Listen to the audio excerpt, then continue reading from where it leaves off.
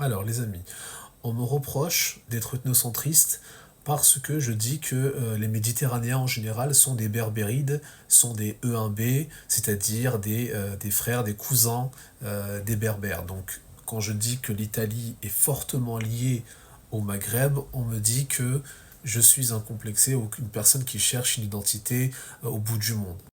Sauf que justement, je ne vais pas la chercher au bout du monde. Mon identité, elle est en Occident, c'est-à-dire au Maghreb, et l'Italie fait partie de l'Occident, donc du Maghreb.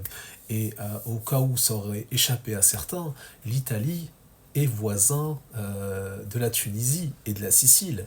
C'est des populations qui sont interconnectées.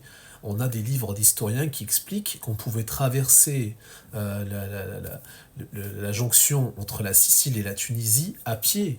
Il fut un temps, on pouvait y aller à pied sans avoir besoin de bateau. Donc pour vous dire à quel point la connexion elle est réelle. Donc vous voyez les amis, je ne vous mens pas. Ce sont bien les Italiens, les proto-européens, c'est-à-dire les premiers Européens, ils ressemblaient à ça. Et c'était tout à fait confirmé par les généticiens modernes. Et c'est quelque chose qui, même historiquement, est réel. On sait que les premières populations d'Italie et d'Europe ressemblaient à ça.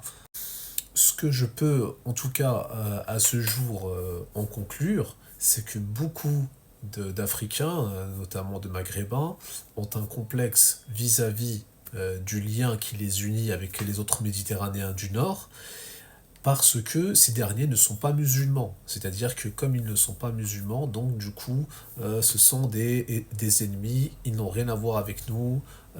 Enfin, vous connaissez le charabia habituel, le charabia habituel, et donc voilà pourquoi il y a ce rejet. Mais je vous assure, le lien et la proximité géographique entre l'Italie et le Maghreb est tellement forte, et sont tellement forts que même les scientifiques modernes attestent que tous les peuples méditerranéens ont un ancêtre commun. Donc il faut arrêter de jouer avec l'argument de l'ethnocentrisme, du fait qu'on se cherche une origine, etc.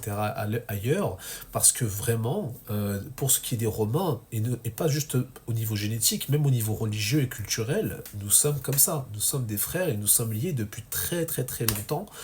Et, euh, et c'est l'histoire, et c'est ainsi que les choses sont faites. Et d'ailleurs, il faudrait peut-être, je vous invite aussi à lire un petit peu les historiens romains sur les questions liées à l'Afrique, et vous verrez à quel point ils étaient proches, non seulement au niveau religieux, mais aussi au niveau culturel des morts, pour comprendre pourquoi on est passé d'une Rome qui était en parfaite osmose avec le Maghreb à son époque païenne, enfin polythéiste, à une Rome qui aujourd'hui s'est beaucoup éloignée du Maghreb et qui rejette les populations au départ qui n'étaient pas christianisées parce qu'elles étaient païennes, donc il y avait une espèce de rejet, mais avec le temps, une fois qu'elles sont devenues musulmanes, il y a eu encore plus de rejet, c'est-à-dire que la scission entre les Méditerranéens du Nord et du Sud s'est faite principalement à cause de cela, pour des questions religieuses, mais sinon, bien sûr, génétiquement et culturellement, nous sommes des cousins, voilà.